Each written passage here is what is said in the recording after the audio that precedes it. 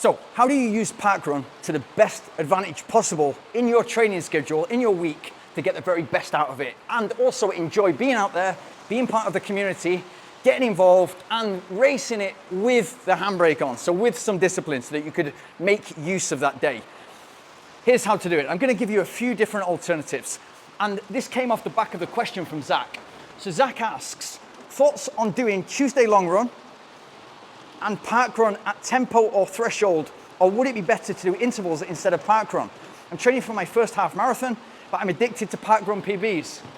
You have to love that, because he's found something and he loves it, and he's getting out there and he's trying to make the best of himself every single week, which is brilliant. Now, of all the races there is in the world, the big ones you would have heard of, Comrades and Western States and UTMB and all these big fancy races and marathons, London Marathon, New York, the best sporting initiative, the best running initiative, but the best sporting initiative of all time, historically, is Parkrun. It's got the most people into running, which is fantastic for everyone. And, you know, children and parents and everybody, it's fantastic for everybody. But it's also making people compete against themselves. They get to see that number every week. And whatever's gone on with the data recently, talked about that before, I'm not going to go over it again. But how do you best use that, given that you like it so much? The fact that you like it means that you're going to keep doing it. And the fact that you keep doing it means that you're going to get better at it. Now, I would say that you don't want to go all out every Saturday, but here's a few different ways you can make Parkrun work for you in your training schedule, whether you use that as the faster day or whether you use it as the longer day. So he's doing long run on Tuesday and then nicely spaced out, just like the Wednesday and Sunday, but nicely spaced out. Long run on Tuesday and then tempo or threshold on Saturday. First of all, tempo or threshold, they can be used interchangeably. People have their own view on what that word is. Essentially, when you're running a tempo run, you're hitting threshold zones often. And when you're doing a threshold run, you could call it tempo intervals or tempo effort if that's part of a run. So think about that as essentially the same thing. We don't need to make it anything more complicated than that. It's absolutely raining cats and dogs here. Monsoon, massive monsoon. So he wants to do the long run, so he's training towards a half marathon, and so that Tuesday long run could look something initially like long, slow distance, building the endurance and letting that feed back nicely into the speed work that he's doing on the Saturday.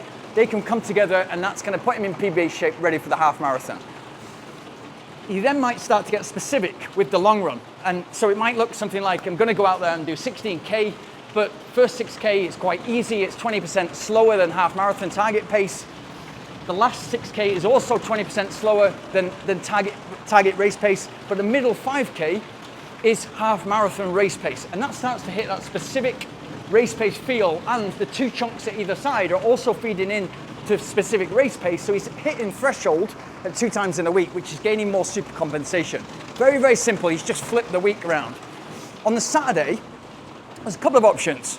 You can use that as a tempo run or a threshold run, and you can go there, and as long as you're disciplined enough and you say, okay, I'm going to run this at 80-90%, you have to use control there, self-control, because if you want to win the race, or if you want to get top 3, or if you get carried away with the racing, you might go too fast, and therefore there might be too many days recovery before you go for that Tuesday long run again, and therefore you're not, on a frequent basis, you're not getting the super compensation that you need in order to put yourself in optimal shape ready for this half marathon.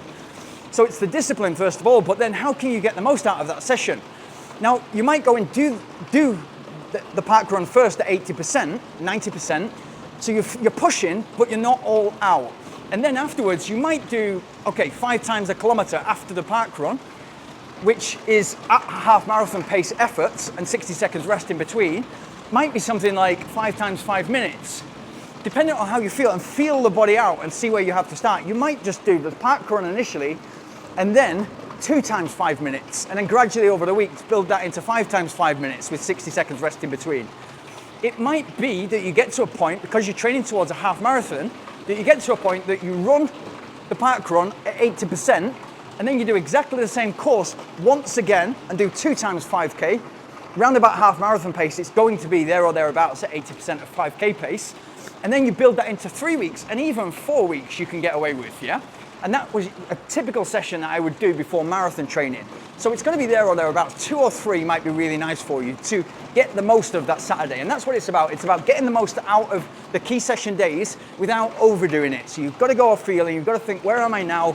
There's only so much I can answer these questions because I need a lot of background information. I'm kind of giving you a question, giving you the off-the-shelf answer with a little bit of knowledge that I've got. So it's a bit better than off-the-shelf. What you might want to do, and the reason I say Sunday long run, Wednesday interval session is because most of us, if we're in a career or we have a business or whatever, most of us have got most time available Saturday and Sunday. And so the Sunday long run is because you can quite easily go out there 2 hours plus shower either side or whatever, getting ready, eating, etc. It's 3-4 hours in total. And so it's nice to do that on the weekend. If you're in a position that you can do that on a Tuesday, great. Fantastic. Use that and use the park run as a quick session. What you also might want to consider is your Tuesday can still be what we've just talked about. It can be your threshold tempo session and you can do your speed work there. But with the park run, you might set off and start your park run at 80-90% and then turn that into a long run. So you might start with the park run and then run easy for the next 5, 6, 7 kilometers and then do another park run effort, kind of another 5K effort, 80%. And that's a nice specific long run. You might run, because we know it starts at 9 o'clock, yours probably starts at 9 o'clock, usually. You might run to the park run or run around the park, get there early and run around the park and then get to the start having done 5, 6, 7 kilometers. Do the park run trying to hold that at 80 or 90%. And then go easier afterwards. So that 80 or 90%, as I said, it might be your half marathon pace. And so hold that half marathon pace. It's a very specific park run.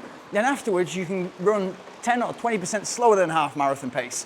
But specifically, that long run is tied nicely into what you're trying to achieve in your half marathon. So it's a really, really good way to kind of still do what you love, still keep rocking up for park run, meeting people who just got that infectious personality that they want to move forward too, and you're racing against people, etc. It's just don't get carried away. And what I'd say is if you're chasing PBs, which you mentioned, is if you try to chase a PB every week, eventually, not eventually, but very quickly, it's the easiest way to plateau because you're trying every 7 days to run as quickly as you can. And it might feel good initially ticking off those PBs, but it'll become very, very much more difficult to tick off PBs as the weeks and months pass, probably as the weeks pass. So what I would do is if you're going to go all out at it, have it as part of a session so that you have to be disciplined.